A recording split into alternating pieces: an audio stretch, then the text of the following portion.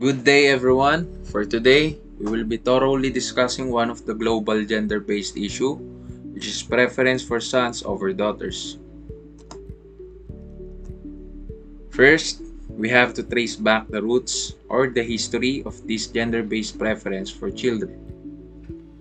In most parts of the world, a preference exists for sons over daughters.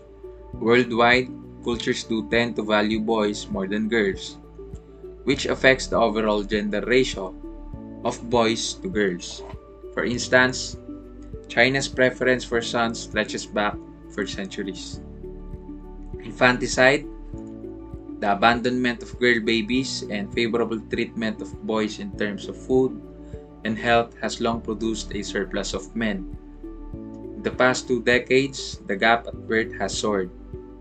The advent of ultrasound scans has allowed people to abort female fetuses even though sex-selective abortion is illegal. Also, in India's patriarchal society, it is considered the pious obligation of a son to take care of his parents, but no such expectation is placed upon daughters.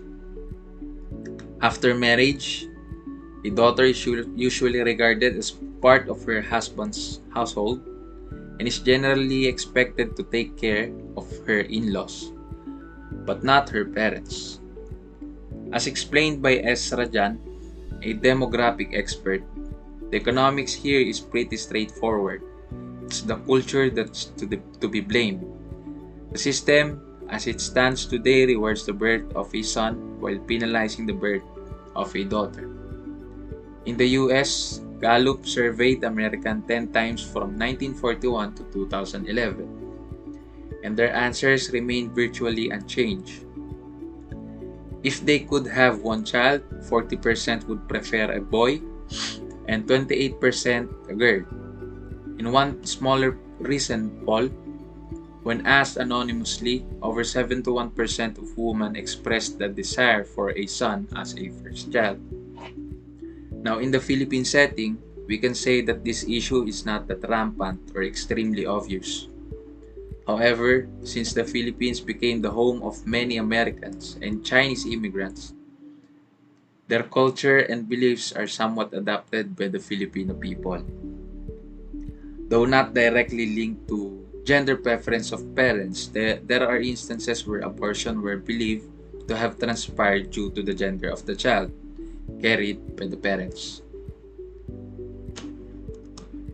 With all that have been said, after due consideration and critical thinking, we believe that there are two schools of thought on feminism that best explain this issue. First is the postmodern theory or anti-essentialist theory, which provides that it does not cover the issue of gender alone, but also takes into consideration the issues on culture and ethnicity. As evidence in what has been happening in India, where women are just considered part of the household, and that the system rewards the birth of a son while penalizing the birth of a daughter, simply shows that the issue does not cover the gender solely, but it also in effect considered the culture that has been present in the place. Second school of thought is the dominance theory, which focuses on the embedded structure of power that makes the men's characteristics the norm, from which difference is construed. It highlights the abuse that women experience because they are treated as the weaker sex. Women are supposed to be at home, serving the husband, tending the kids, and men are the head of the family. This school of thought obviously best explains the issue on preference of sons over daughters. There are issues on widespread abortion and infanticide globally because they believe that men are the stronger sex and that they have a higher chance to become successful for the reason that they are the dominant sex.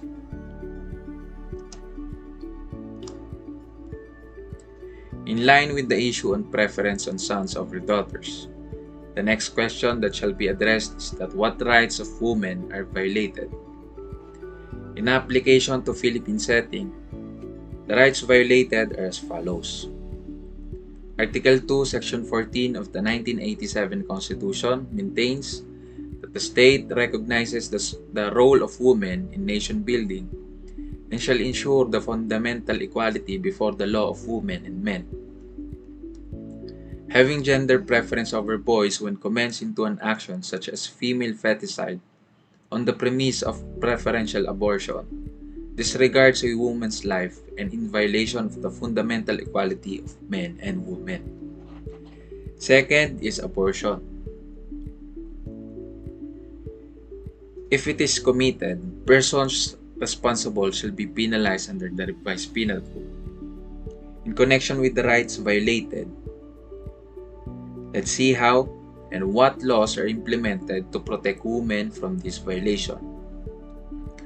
Now, in the Philippine setting, there is no specific law that penalizes the so-called preference of sons over daughters. The constitutional provision on equality before the law of women and men are not that strictly implemented but serves only as a guide and consideration in enacting subsequent statutes. For instance, our penal law now criminalizes catcalling against women. Our labor laws also provides equal work opportunities for men and women. Additionally, our labor laws also provides penalties for sexual harassment relative to work. These laws, though not directly penalizes the so-called preference of sons over daughters, but in effect, since women's rights are pushed and protected, people now see that women has now equal standing with men in terms of opportunities and protection by law. Then said preference may be lessened, if not totally eliminated. To this day, the issue is yet to be resolved.